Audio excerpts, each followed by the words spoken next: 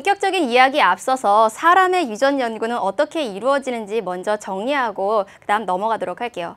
사람은 완두에 비해서 연구하기 굉장히 어렵습니다. 왜 그럴까요? 사람은 우선 한 세대가 굉장히 깁니다. 이때 말한 세대라고 하는 것은요, 자손이 자라서 그 다음 자손을 낳게 되는 경우 그 기간을 얘기하는데요. 보통 사람 같은 경우 한 세대가 30년 정도에 해당합니다. 따라서 어떤 유전 현상이 나타났는지 나타나지 않았는지 관찰하기가 너무 긴 시간이 소요된다는 거죠.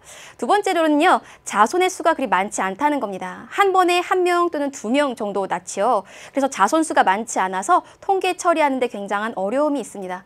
뿐만 아니라 사람에서 나타나는 여러 가지 형질들이 대립 형질처럼 이렇게 뚜렷하게 그런 형질들이 극명하게 구별되지 않습니다. 대비가 되지 않아요. 대립 형질이 뚜렷하지 않다는 그런 단점이 있고요. 마지막으로 사람을 연구할 때는요, 마음대로 이 사람과 이 사람을 결혼시키고 또 이 사람과 이 사람을 결혼시키고 이렇게 임의대로 결혼을 시킬 수 없다는 그러한 어려움이 있어서 유전 연구하기 상당히 불편한 점이 많아요. 그렇다면 이러한 사람의 유전 연구는 어떠한 방법으로 하게 될까요? 여기 선생님 4가지 방법을 소개할 텐데요. 첫 번째는 가계도를 조사하는 겁니다. 그럼 가계도라고 하는 것은 무엇이냐? 어떤 특정한 형질을 가지고 있는 집안의 내력을 조사를 하는 거예요. 그래서 그 형질이 어떻게 유전되는지 알아보는 방법인데 마치 나뭇가지의 모양으로 표현한 그런 기호로 나타낸 그 그림이라고 생각하면 돼요. 그럼 가계도를 그리는 방법을 알아야 되는데 남자는 네모, 여자는 동그라미로 표현을 합니다. 그리고 이 남자와 여자 사이에 한 줄로 쭉 그으면 이 둘이 결혼을 했다는 뜻이고요.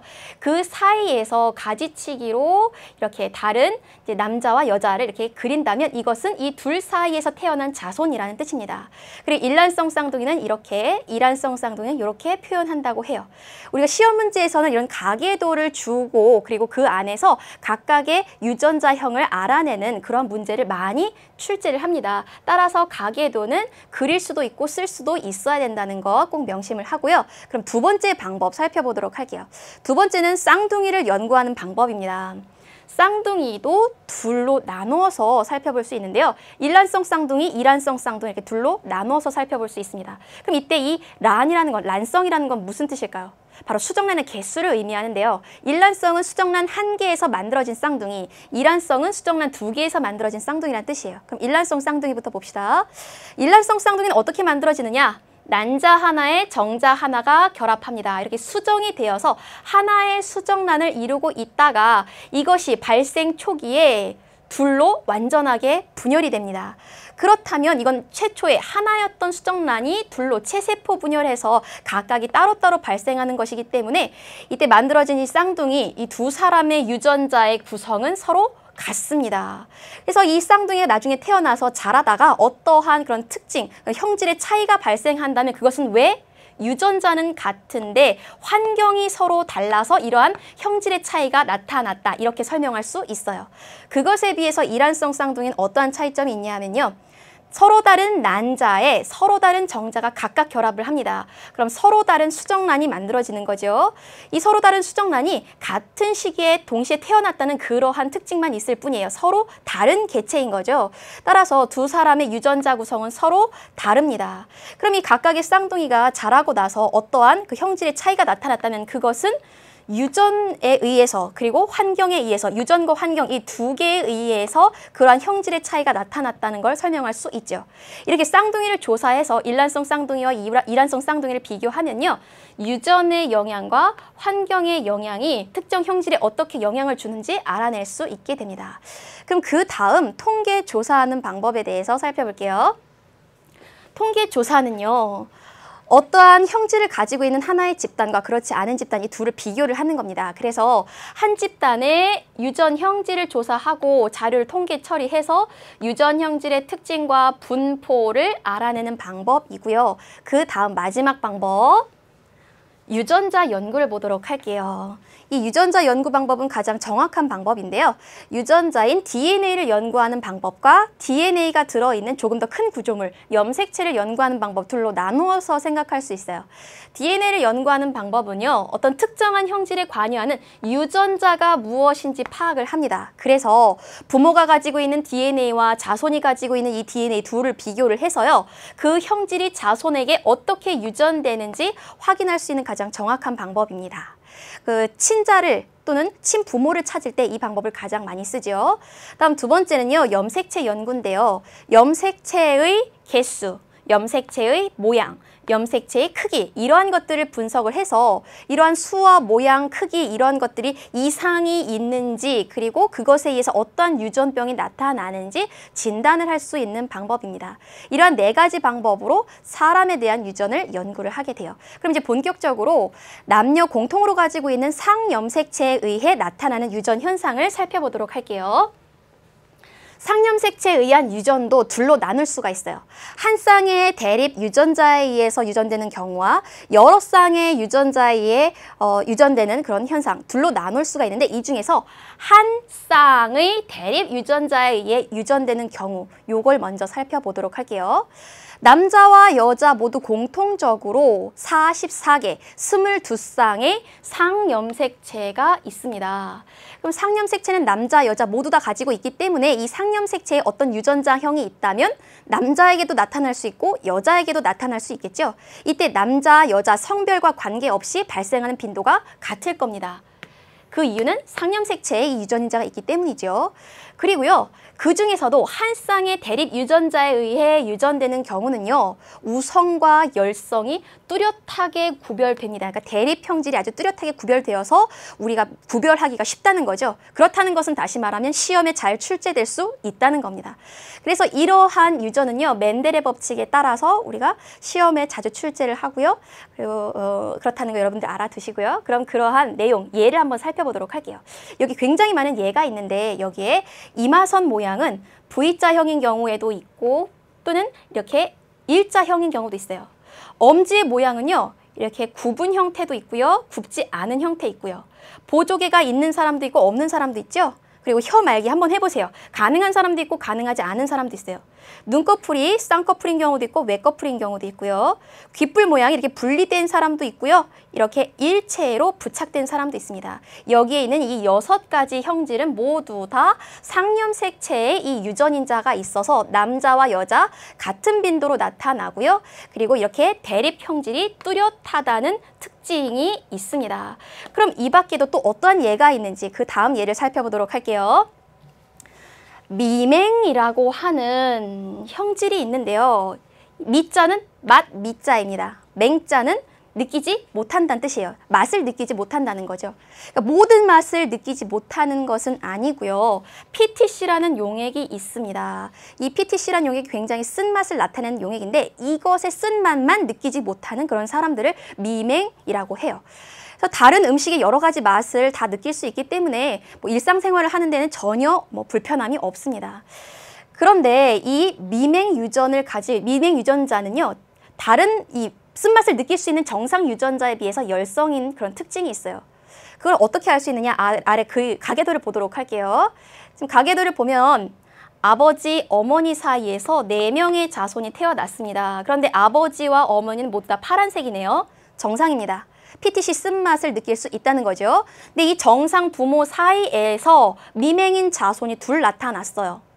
그럼 정상 사이에서 미맹이 나타났다는 것은 미맹이라는 형질은 정상에 비해서 열성이라는 거죠. 굉장히 중요한 특성이니까 꼭 알아두도록 할게요. 그러면 이 정상인 것과 미맹인 것의 각각의 유전자형을 우리가 한번 표현을 해보도록 할게요. 정상 유전자가 우성이므로 대문자 T라고 쓴다면 미맹 유전자는 열성이므로 소문자 T라고 쓸 수 있겠죠. 그럼 아래 그림을 봅시다. 자손 먼저 볼게요. 미맹인 남자, 미맹인 여자. 남자이던 여자이던 지금 상염색체에 의한 유전이기 때문에 둘 다 미맹이 상염색체에 있는데 미맹 유전자도 쌍으로 존재합니다. 대립 유전자는 항상 부모로부터 반씩 물려받기 때문에 쌍으로 존재를 하죠. 그럼 여기도 미맹 유전자만, 여기도 미맹 유전자만 가지고 있겠죠. 그럼 이때 이 미맹 유전자 중에 하나는 아버지로부터 물려받았을 거고 다른 하나는 어머니로부터 물려받았겠죠. 그렇다면 정상이었던 아버지와 어머니도 모두 미맹 유전자를 가지고 있습니다. 그런데 겉으로 드러난 형질이 정상이죠. 그렇다는 것은 정상 유전자도 하나씩 가지고 있다는 뜻입니다. 정상이 미맹에 비해 우성이기 때문에 아버지와 어머니는 정상, 그리고 자손 이 둘은 미맹입니다. 그렇다면 그렇다면 나의 유전자형은 어떻게 될까요? 나는 정상인데 아버지, 어머니로부터 모두 정상 유전자를 물려받았을 수도 있고요. 아버지와 어머니 두 분 중에 한 분으로부터 정상 유전자, 나머지 한 분으로부터 미맹 유전자를 물려받아도 정상으로 나타납니다. 따라서 나의 유전자형은 이 둘 중에 한 가지일 텐데요. 이것은 유전자 검사를 하면 더 정확하게 알 수가 있겠죠. 그러면 미맹 말고 그 다음 상염색체에 의한 유전 중에 한 쌍의 대립 유전자에 의한 유전, ABO식 혈액형을 보도록 할게요. 우리가 너의 혈액형은 뭐니? 난 A형이야, 난 B형이야 라고 얘기하는 게 바로 ABO식 혈액형인데요. ABO식 혈액형의 표현형은 총 4가지죠. 여러분들 잘 알고 있습니다. A형, B형, AB형, O형 이 4가지의 표현형으로 나타나는데 이것을 결정하는 유전자는 신기하게도 3개입니다. 어떠한 특정한 형질을 결정하는 대립 유전자는 항상 2개씩 존재했죠. 근데 여기는 3개의 유전자가 관여를 해요. 어떤 유전자? A 유전자, B 유전자, O 유전자가 이 혈액형을 결정합니다. 이 중에서 둘씩 짝을 이루어서 어떠한 혈액형이 나타나는지 표현형을 결정하게 되는데요. 2개의 대립 유전자가 쌍을 이루는데 이때 특이한 성질이 있습니다. A 유전자와 B 유전자는 우열관계가 없어요. 그런데 이것은 O 유전자에 비해서 우성입니다. 굉장히 중요한 특성이니까 꼭 알아두도록 할게요. 그러면 각각의 혈액형별로 어떠한 유전자 구성을 갖는지 살펴보도록 할게요. A형 같은 경우는요. 아버지로부터 어머니로부터 모두 A 유전자를 물려받은 경우에 A형으로 나타납니다. 또는 두 분 중에 한 분으로부터 A 유전자, 나머지 한 분으로부터 O 유전자를 물려받아도 A형으로 나타납니다. 그것은 A 유전자가 O 유전자에 비해서 우성이기 때문이죠. 그럼 B형도 마찬가지입니다. B형도 A형처럼 2가지의 유전자형을 갖게 되는데 부모로부터 모두 B 유전자를 물려받은 경우 또는 부모 중에 한 분으로부터 B 유전자, 나머지 한 분으로부터 O 유전자를 물려받은 경우에도 B가 O보다 우성이기 때문에 B형으로 나타납니다. 근데 AB형은요.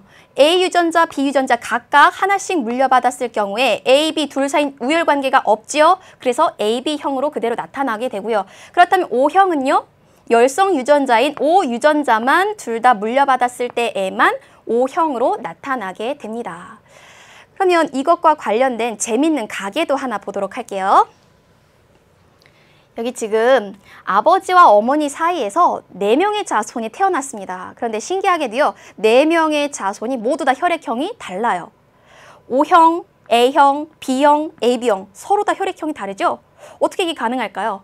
이러한 서로 다른 4종류의 혈액형이 나타나기 위해서는 한 부모는 반드시 A형, 다른 한 부모는 반드시 B형일 때에만 이러한 일이 생깁니다. 그것도 A형인 아버지 AO 유전자, B형인 경우에는 BO 유전자를 가지고 있을 때에만 이렇게 4종류의 자손이 태어날 수 있어요. 왜 그런지 볼게요. 첫 번째 첫째네요. 누나는 지금 O형입니다. O형이라는 건 O 유전자만 2개 가지고 있다는 거죠. 그렇다면 이 2개 중에 하나는 아버지로부터, 나머지 하나는 어머니로부터 물려받았기 때문에 O형이 되는 거고요. A형이 나타난 둘째는요. 아버지로부터 A 유전자, 어머니로부터 O 유전자를 물려받았기 때문에 A형이라는 표현형으로 나타나고요. 셋째, B형입니다. 이것은 어머니로부터 B 유전자, 아버지로부터 O 유전자를 물려받아서 B형으로 나타났고요. 막내 AB형이네요. 이것은 아버지로부터 A 유전자, 어머니로부터 B 유전자를 물려받았기 때문에 AB형으로 나타나게 됩니다.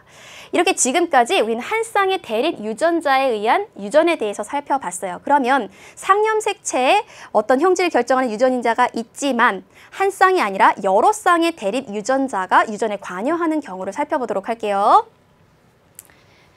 여러 쌍의 대립 유전자에 의한 유전을 우리가 다인자 유전이라고 합니다. 이것의 특징은요. 대립 형질이 뚜렷하지 않습니다. 그리고 표현형이 굉장히 다양합니다. 예를 들어서 사람의 키, 피부색, 몸무게 등등이 있는데 사람의 키 한번 생각해 볼게요. 사람의 키는 큰 키와 작은 키 이렇게 둘로 나눠지나요? 그렇지 않죠. 키가 큰 사람과 키가 작은 사람이 있다면 그 사이에 무수히 많은 급간에 여러 가지 다양한 키를 갖는 사람들이 있죠. 뿐만 아니라 여기 지금 그래프로 나타난 피부색도 마찬가지입니다. 지금 가로축은요, 피부의 색이고요. 세로축은 그 색에 해당하는 사람의 수입니다. 피부색이 옅을 수도 있고 진할 수도 있어요.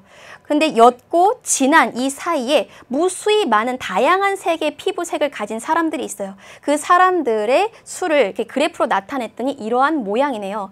즉 피부색에 대해서 대립형질이 뚜렷하지 않고 표현형이 굉장히 다양합니다. 특히 이 피부색 같은 경우는요, 세 쌍의 대립 유전자가 이 피부색을 결정한다고 해요. 그러니까 한 쌍의 대립 유전자에 의한 유전보다 훨씬 더 복잡하다는 걸 알 수가 있죠. 그래서 시험에는 한 쌍의 대립 유전자에 의한 유전이 주로 출제된다는 거 팁으로 알아두시고요. 그럼 지금까지 배운 내용을 문제로 정리해 보도록 할게요. 첫 번째 218쪽 18번입니다. 그림은 어떤 집안의 미맹 유전자에 대한 가계도이다. 가와 나 사이에 미맹이면서 동시에 아들이어야 됩니다.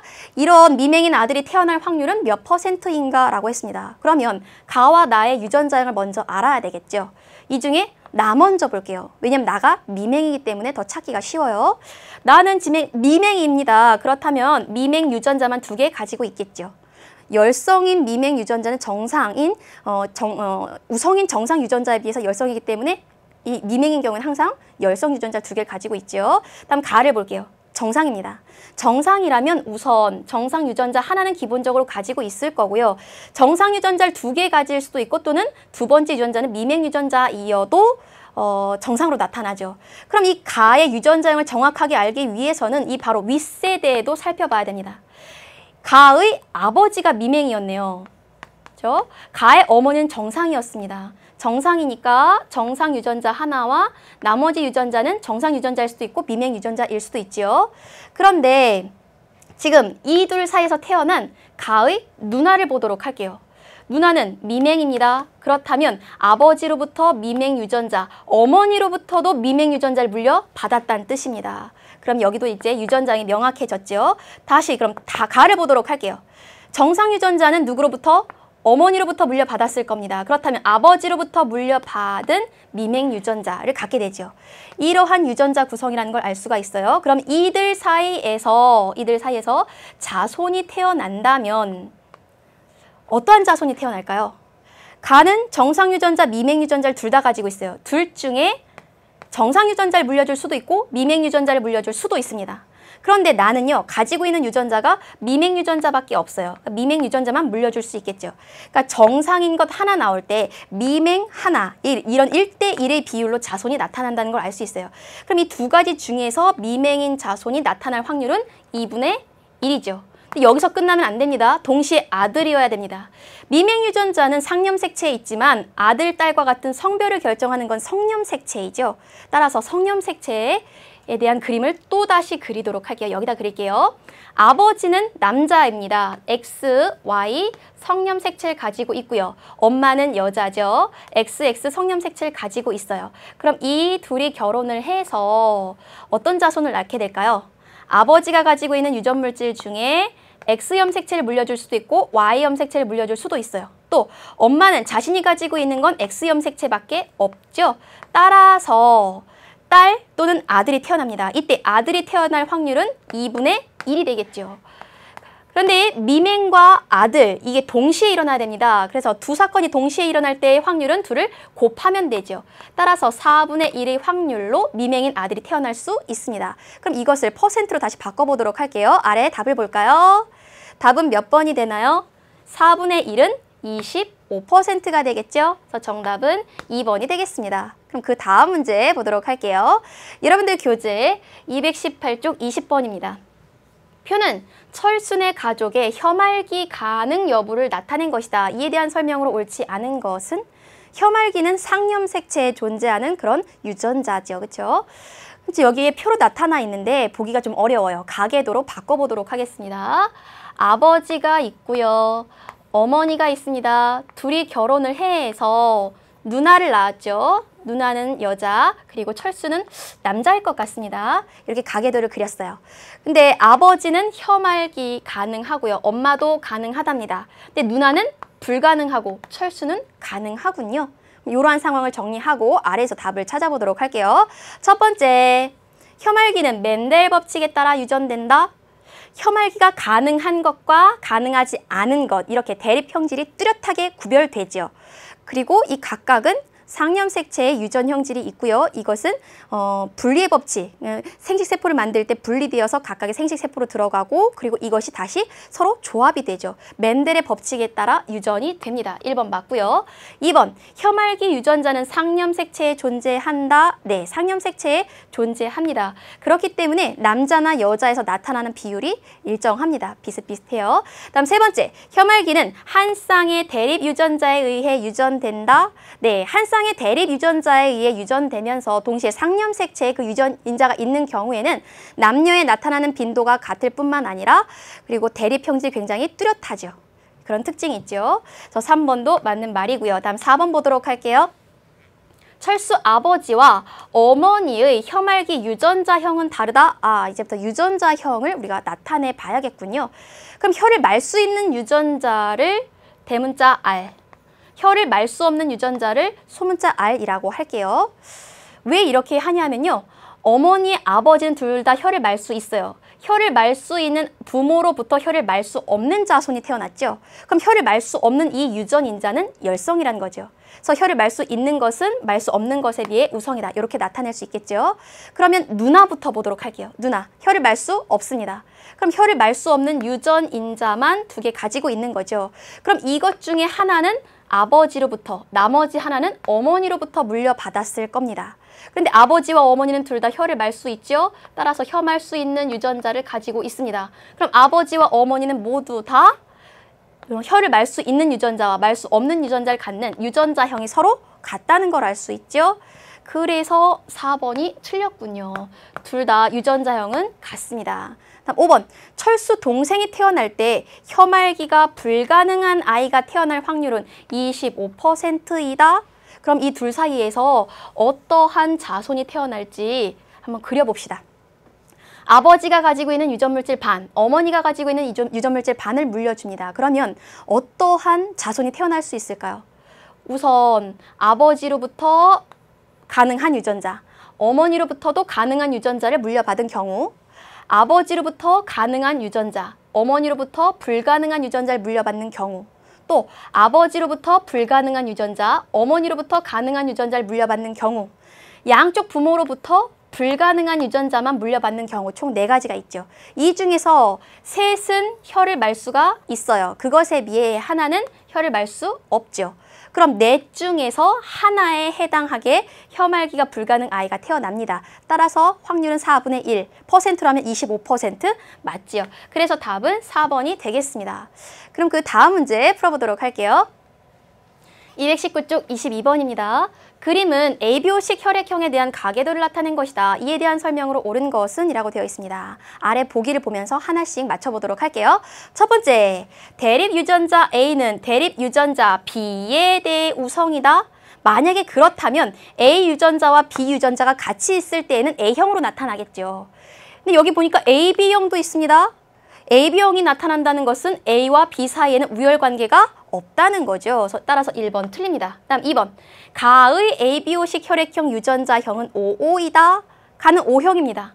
O 유전자는 A, B 유전자에 비해 열성이죠. 그렇다면 이것이 O형으로 나타나려면 가는 부모로부터 O 유전자만 물려받았을 경우에만 가능하겠죠. 따라서 2번이 맞는 설명이고요. 3번 볼게요. 나와 다의 ABO식 혈액형 유전자형은 서로 다르다.